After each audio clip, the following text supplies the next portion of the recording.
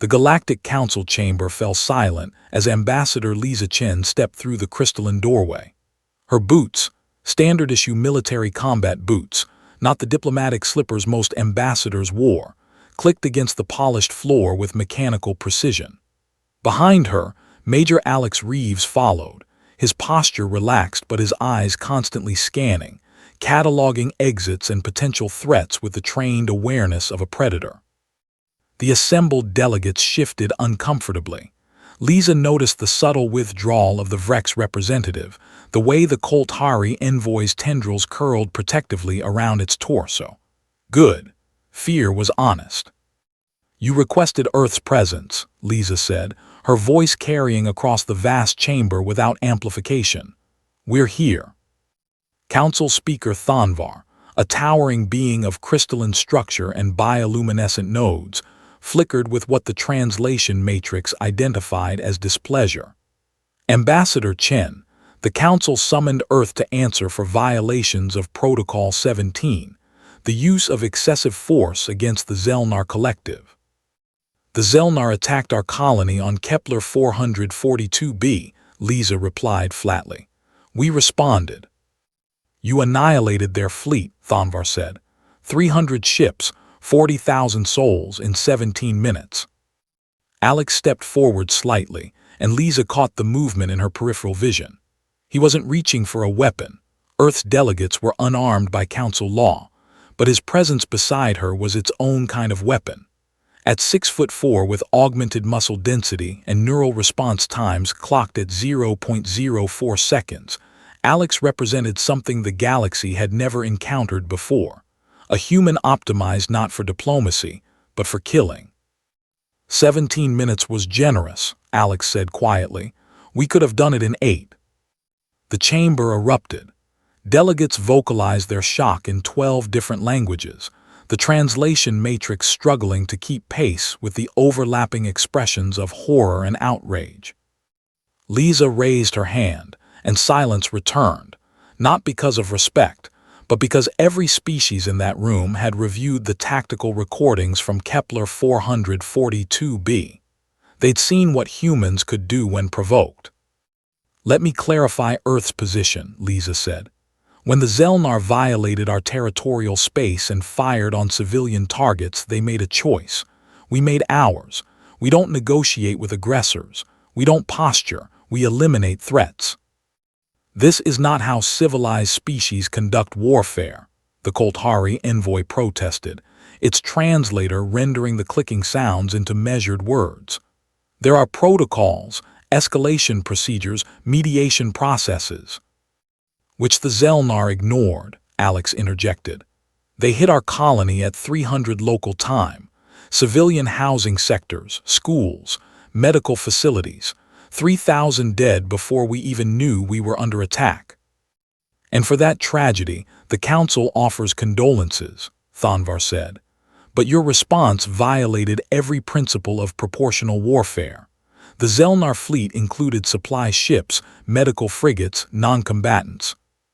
They included weapons platforms," Lisa cut in.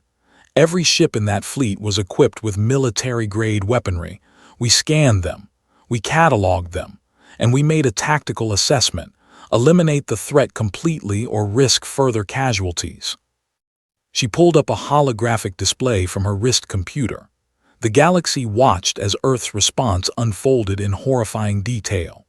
6 human warships, small by galactic standards, barely frigate class, had emerged from hyperspace coordinates that should have been mathematically impossible to calculate. They'd appeared inside the Zelnar formation, weapons already hot, targeting solutions already locked. The Zelnar had died confused, unable to comprehend how such small vessels could generate such devastating firepower. Their shields, designed to withstand prolonged bombardment from conventional plasma cannons, had simply evaporated under the focused hellfire of human weaponry. "Kinetic kill vehicles accelerated to 0.3 C, Alex narrated as the recording played. "Each round carries the kinetic energy of a tactical nuclear weapon. No radiation, no energy signature until impact, just mass and velocity. Your species weaponizes physics itself, the Vrex representative hissed. It's obscene. It's effective, Lisa corrected. And before you continue with this moral posturing, let me remind the Council of something important. Earth didn't ask to join your galactic community. You came to us.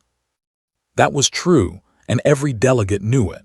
70 years ago, the Council had detected humanity's first successful faster-than-light test in the Kuiper Belt. They'd arrived expecting to find another species ready to embrace galactic civilization, trade agreements, cultural exchange, the usual integration process that had worked for 200 species over 5 millennia. Instead, they'd found humans. We welcomed you, Thanvar said, but his bioluminescence had dimmed.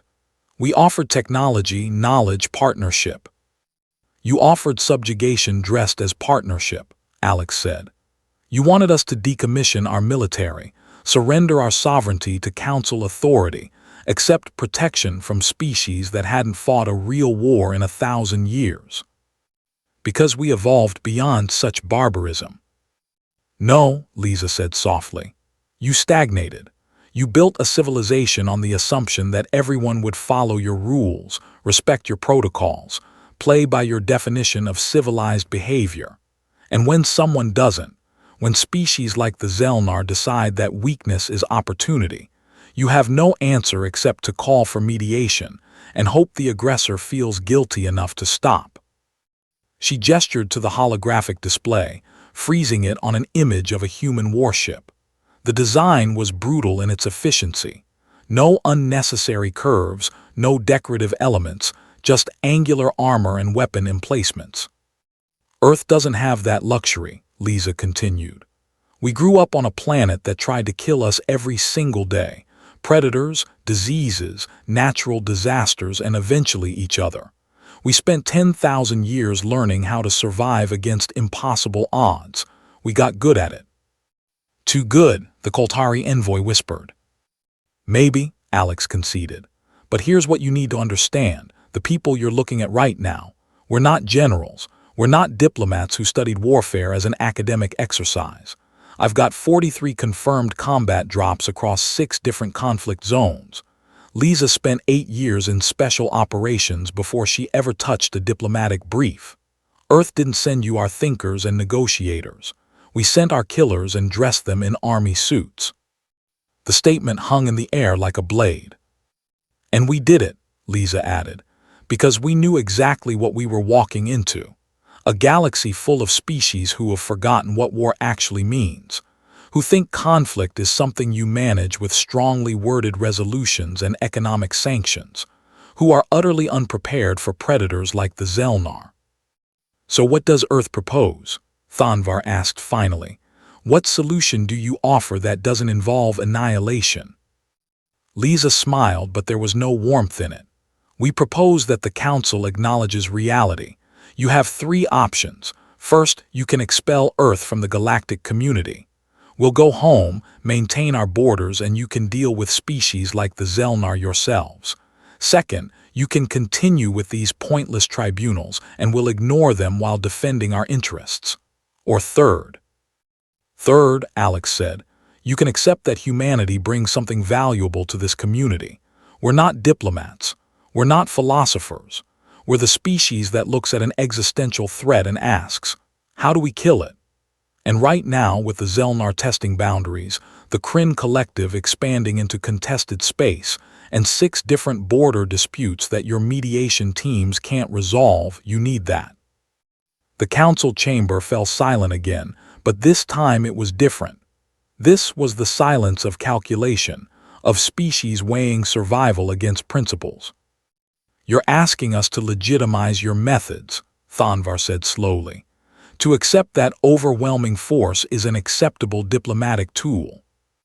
No, Lisa corrected. We're telling you that you already live in a universe where force matters. You've just been lucky enough to forget it for a few centuries. We're offering to remember for you. The vote took 3 hours. In the end, the Council granted Earth autonomous military authority within its declared territories, A diplomatic fiction that meant Earth could continue doing exactly what it had been doing, as long as it didn't do it too visibly. As they left the chamber, Alex leaned close to Lisa. "Think they understood the message?" Lisa nodded, watching the delegates scatter like prey animals sensing a predator. "Oh, they understood. Earth didn't send generals because generals worry about strategy and politics. We sent killers because sometimes the only message that matters is the one written in kinetic energy and absolute victory." "That's dark," Alex observed. "That's human," Lisa replied. And behind them, the galaxy adjusted to a new reality. Humanity wasn't joining galactic civilization. Galactic civilization was learning to accommodate humanity.